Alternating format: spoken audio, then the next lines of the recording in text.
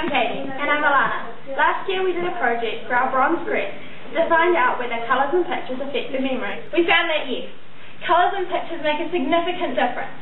And from this we developed the ideas of memory, Alzheimer's, a disease which affects the memory and is a growing problem in our society, and exercise. From this we came up with a question: does exercise affect the memory and the ability to learn?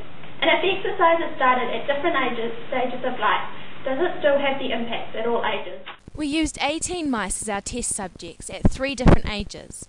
We separated them into 6 cages, 2 for each age, with half having the means to exercise while the other cage, our controls, did not. We made the cages out of plastic storage boxes, chicken wire and a lot of drilling. We made the food baskets out of bottle holders and chicken wire for the base, and we attached the drink bottles by designing a cradle that would fit onto the outside of the cage. After we had let the mice settle into their new environment for a week, we performed our pre-tests. We used 2 different tests, the Morris water maze and the radial arm maze. We performed the water maze in a paddling pool which was filled with water at an optimum temperature and made opaque by milk powder. We timed them to see how long it took the mice to find the platform and pull themselves out of the water.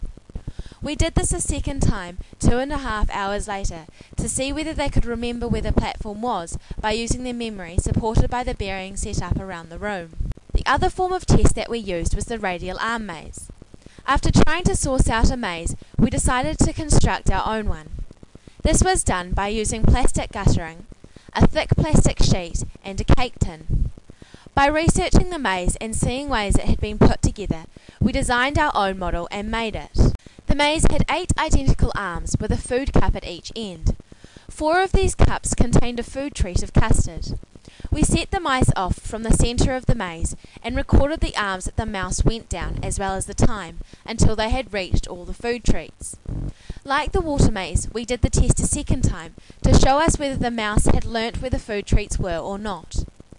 11 weeks later, we tested each mouse again and then compared the results that they had achieved during the pre-tests. In doing so, we found some really interesting results. The results from our investigation showed that our first hypothesis was correct, and that regular exercise does have an effect on the memory recall and the ability to learn. Our results showed that, on average, an exercised mouse got 123% faster at finding the platform in the Morris water maze test from memory, and the non-exercising mice reached the platform 131% slower. This showed that the controls got worse, where the exercised mice's memory recall and ability to learn was increased. A mouse model was used to study whether exercise affects the memory at different stages of a person's life. From this, it was possible to deduce from our findings that exercise does affect the memory. This graph shows the average percentage difference for the time taken to reach the platform from memory for each category and age. We found that there was a large difference between the 3 age groups.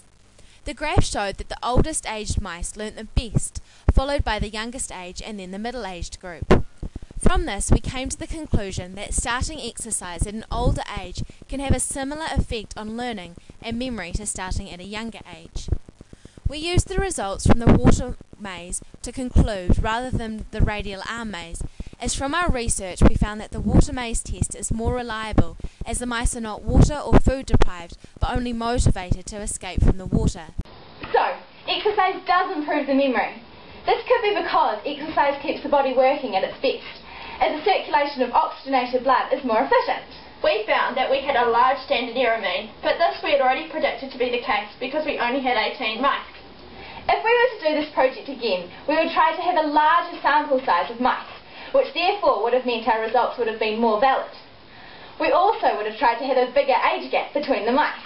Ideally, it would have been better to have a larger sample size, but realistically, the environment that we created would not have handled 300 mice. This year, we have had so much fun, and we've learned so much. We overcame many of our problems by thinking outside the box, and we are really proud of what we've achieved, and we can't wait till next year.